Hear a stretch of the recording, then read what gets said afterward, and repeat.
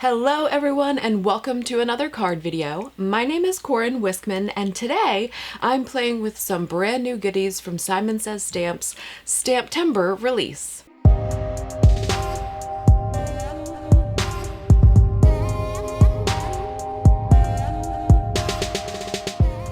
So I have some Halloween themed goodies here in front of me that I want to show you. We're going to use these on today's card. I have the new Simon Says Stamp The Boo Crew stamp set. This is a 6x8 stamp set that has some trick-or-treaters, a little bit of candy. It has a spider web here, some pumpkins. It has a little bit of everything. It has some fantastic sentiments. What I'm most interested in is this Halloween font. This sentiment here. I think I'm going to use this on today's card. Today's card was inspired by Francine Velume. I'm sure that my Baltimorean accent is butchering her name, but I love her cards, and I'll share a picture of her card that inspired me to create the one that I'm going to create today. I haven't made it yet. So those are always very interesting filming experiences. I love this stamp set, so we're going to use it today. I also have a background stamp called Fractured Background, and when I look at this, I see a lot of different things, but mainly spiderweb kind of theme thing. That's what comes to my mind first, especially when you have it next to this one, right? We're going to incorporate both of these in today's project. We'll see if it turns out. I'm going to start with my background first. I have a piece of Simon Says Stamp Slate and of course my favorite Simon Says Stamp Fog background. And I'm going to heat emboss this fractured background stamp onto the slate using some Simon Says Stamp white embossing powder. So because this is a red rubber background stamp, I'm going to take out the mouse pad that is inside the original Misty. I am using this little piece of purple tape to adhere down my slate cardstock. I'm also prepping it with this powder bag so that I can anti-static my cardstock as well. I'm using Gina Design's Watermark ink to stamp this design, this fractured background. I love red rubber stamps. I'm trying to get that center of the stamp. Does it matter? No, probably not. I did stamp it twice to get a good, nice impression, although red rubber always gives me a great impression. I'm using the white embossing powder all over the background that I stamped, trying to keep my fingers out of the mess. Sometimes using a little tweezer like I am there helps you not only from getting your powder all over the place, but also burning your fingers off. I try to move the heat around and not concentrate all on one spot as to avoid warping. So I'm just going to choose a few of these images, the first one being this Halloween sentiment. That's going to be the main focus. And then I want to do a lot of the candy so that we can go along with the theme of that exploding candy background. So I am taking that Halloween sentiment as well as all of the candy items featured in the stamp set, and I'm stamping them with the Simon Says Stamp Intense Black ink onto the Neenah 110-pound cardstock. So I'm going to use a typical Halloween kind of color combination to color these images. You know, candy corn color, purple, bright greens. Those are my favorite colors to use to color with during Halloween. I'm sure that we all have different opinions about what are good Halloween colors. I typically go with the cutesy, lovable, fun, bright colored themes. I love Halloween. It was my dad's favorite holiday, so it has brushed off onto me and my children. We tend to celebrate Halloween in the greatest of fashion. So I'm just using my black markers, the spectrum of black markers that I have. These are the Tombow ABT Pro alcohol markers, and I'm doing an ombre effect, taking my blackest black marker and then moving upwards into one of the gray shades just to make it an ombre effect.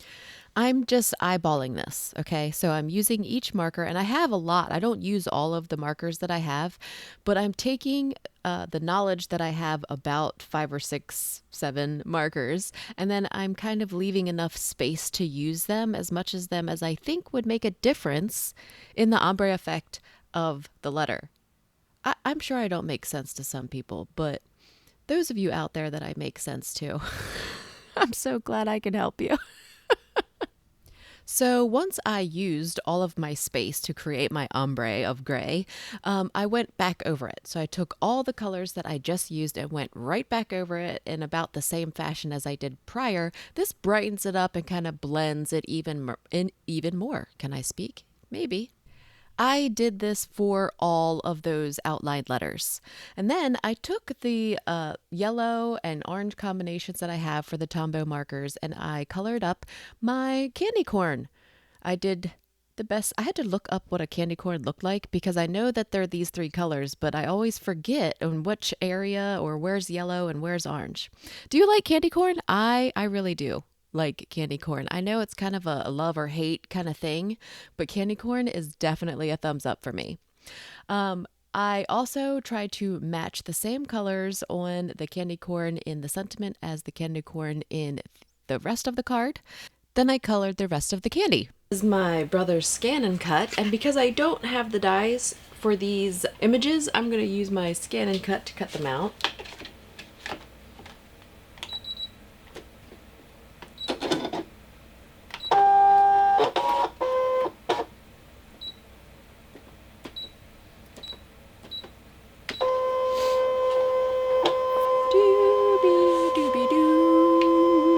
I seriously dislike fussy cutting, so I let my scan and cut do the majority of that type of work for me, as long as it behaves itself, which it did. It did a great job. I want to enhance my background a bit more. I think I'm going to splatter some white gouache on the background to enhance that kind of like explosion kind of thing. And then we're going to attempt to make some perfectly round candy dots using the same colors that I used on the card. We'll see how this works out. Perfect. Now y'all know darn well. There's no perfection here. There is no perfection here. So I took my white gouache and I watered it down, just as I've done plenty of times before, and I splattered it. I tried to concentrate it into the center of the card where I knew my sentiment was going to be, and then try to work my way out as if it were exploding. Then I took the Nuvo drops. Spoiler alert, the Nuvo drops are so thick that you can't pick them up and drop them onto your card with like a little scoring tool like you see with people that paint mandalas. They pick up the acrylic paint and then they lightly touch the whatever they're painting and the perfect little circle dot comes out onto their project. Yeah, that didn't happen to me, but I did use it to try to round it off. While I wait for all of my little dots to dry, because I think it's going to take a minute, I am going to attempt to hand stamp.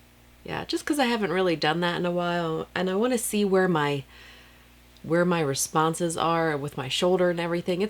I know I have frozen shoulder and I haven't hand stamped anything in a while, so I want to just attempt that. So I figure, why not? Let's do it on camera. Don't get me wrong, the Misty is great, but using your acrylic blocks to stamp, especially sentiments, especially very intricate, detailed things, sometimes using your muscular or your muscle memory can stamp it in the most perfect way, even better than your Misty could do. So I felt like I needed to try to do that more often, and that's what I'm planning to do. I heat embossed this, first heating it from the back and then heating it from the front. And I think it did pretty well. You can read it, and that's a bonus, right? So I'm impatient and I want to put the card together, and I'm not sure if those little dots are completely dry or not, but I'm going to put the card together anyway. So here we go. I know with the magic of video, it seems like it's only been seconds, but I promise I gave it some time to dry.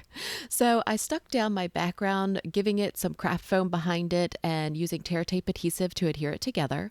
And then I used a combination of liquid adhesive and foam tape to stick on my candy explosion images.